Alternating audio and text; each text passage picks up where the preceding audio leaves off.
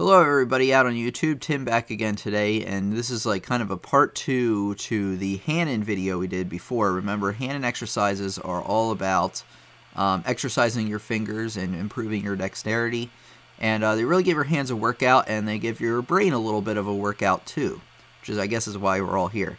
But anyway, let's give a look at this one, and the reason it's part 2 to the last one we did, let me make sure you can see it.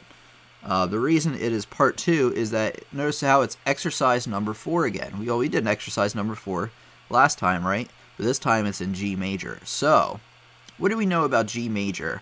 Well, if you don't know anything, I recommend you look back at one of my theory videos where, in a couple of my piano videos, where I talk about the key of G major. Remember that the key of G major has one sharp, and that's going to be F sharp. So what we're going to do here, the differences between this exercise one we did last time is that instead of starting on C, we're starting on G.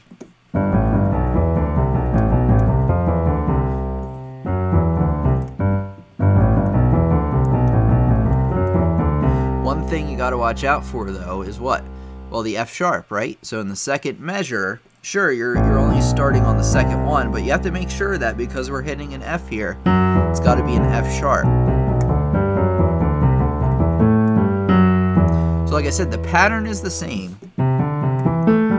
Same with the fingering too. If you don't know, go back and look at that other video I made of exercise number 4 in C major. But you have the same fingering. You have 1, 2, 1, 2, 5, 4, 3, 2. So the finger pattern is the same.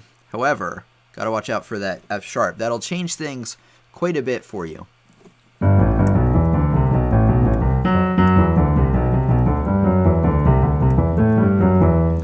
Go on to the next line. Remember that you may need to do it hands separate and then put them hands together. So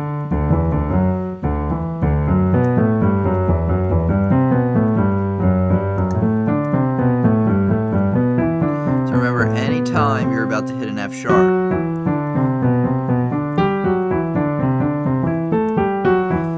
so you may want to label all the F's if you're missing some of them or you're not sure. The hardest one here is when you start with F sharp. It's on like the next, what is that, the third line? Yeah, on the third line, the last measure where you start with F sharp. That one's kind of tricky, but the fingering's still the same. And then you go back, and you go the opposite way, except we have to watch out for what?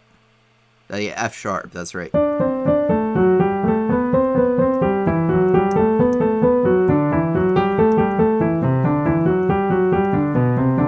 And of course, excuse me, this is easy for me to play, but you may need to take your time on it. And I actually recommend that. You know, you may need to play it very slow or hands separate until you feel comfortable with it. Oops.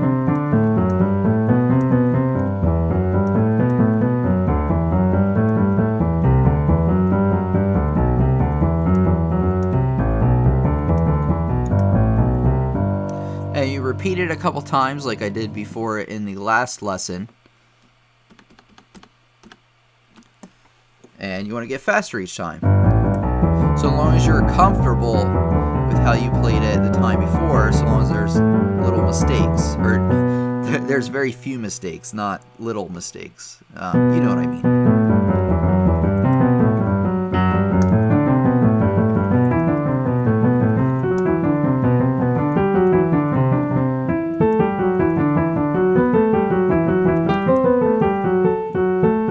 This one, like I said, is the hardest, the one with the F sharp.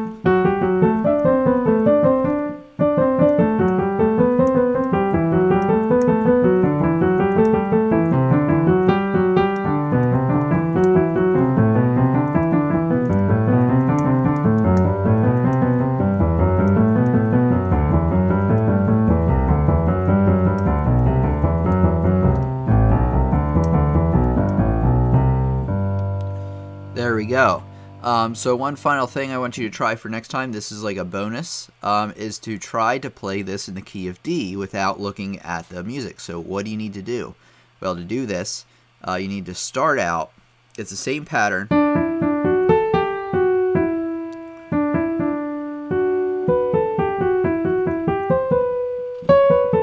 but we're going to start on D instead of G. Remember when we went from G to C, we went from starting over at C to starting over at G. Now we're starting at D. Whoops. Excuse me. Except, what do we have to watch out for? We have to watch out for two sharps now, D sharp and F sharp. So this is more of an advanced thing that I wanted you to do. If you don't know what I'm talking about, don't worry about it. Just stay tuned for the next Hanon video. If you want to transpose this and do this, whoops, yeah, into D, you can do that. You just have to make sure that now you have F sharp and C sharp to worry about, and you're going to start at D instead of G. So just remember all that, and you'll be good. Like I said, if you have no idea, don't worry about it. So, thanks as always for watching. If you have any questions, tim@lessonsontheweb.com. And if you want more playing assignments, more videos, more content, a lot more content, head over to lessonsontheweb.com and check out the Lessons on the Web Academy to see what it can offer you. And if you have any questions about that, same place, tim@lessonsontheweb.com. So thanks as always, and I'll see you for the next lesson. Thank you.